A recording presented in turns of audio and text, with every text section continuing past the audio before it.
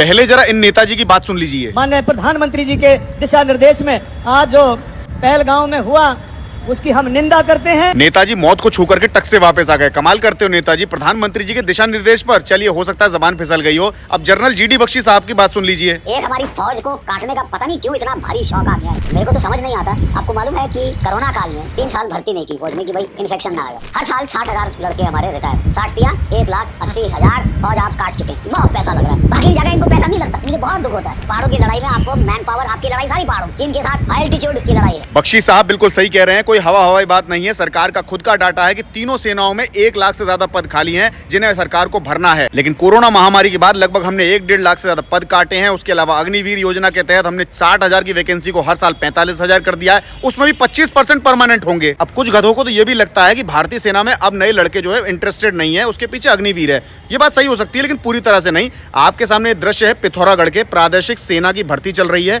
और किस हजारों तादाद में, लाखों की तादाद में लड़के वहां पर भर भर के बसों में पहुंचे हैं। इस वक्त हमें अपनी देश की सरकार से कहना चाहिए कि देश का सैन्य बजट बढ़ाइए ताकि हमारे आर्मी के जितने भी खाली पद हैं वो भरे जा सकें। और हम लोग ये कर नहीं रहे हैं। हम लोग इसके बदले में कर क्या रहे हैं? पाकिस्तान के पोस्टर छपवा रहे हैं और हमारे रोड पे लगा दे रहे हैं। इससे पाकिस्तान को सबक मिल जाएगा क्या? और इससे अलग देश में से ढूंढ ढूंढ करके मुसलमानों के बॉयकॉट करे जा रहे हैं ताकि उनका रोजगार समाप्त हो जाए। इससे पाकिस्तान को सबक मिल जाएगा क्या? एक कैब ड्राइवर की राइट्स इसीलिए कैंसिल हो जाती है क्योंकि वो मुसलमान है। इससे पाकिस्तान को सबक मिल जाएगा क्या? स्कूल जाते हुए छोटे बच्चों से जबरन पाकिस्तान मुर्दाबाद बुलवाया जा रहा है। इससे पाकिस्तान को सबक मिल जाएगा क्या? अब कश्मीर का टूरिज्म बर्बाद करने की वजह तो पाकिस्तानी आतंकवादी हैं, लेकिन मसूरी के मॉल रोड पे जो मारपीट हो रही है जम्मू कश्मीर के युवकों के साथ, ये कौन कर रहा है? और इनकी गलती ये है क्योंकि ये वहां पर सिर्फ और सिर्फ बैठे हुए हैं अपने रोजगार के लिए। दरअसल ऐसे कुंठित बुद्धि को लोगों को लगता है कि मुस्लिम से मुस्लिम की आइडेंटिटी मिला करके पाकिस्तान को करारा जवाब दिया जा रहा है। मैं आपको उदाहरण के साथ समझाता हूं। मेरे 2 ब्राह्मण दोस्त हैं।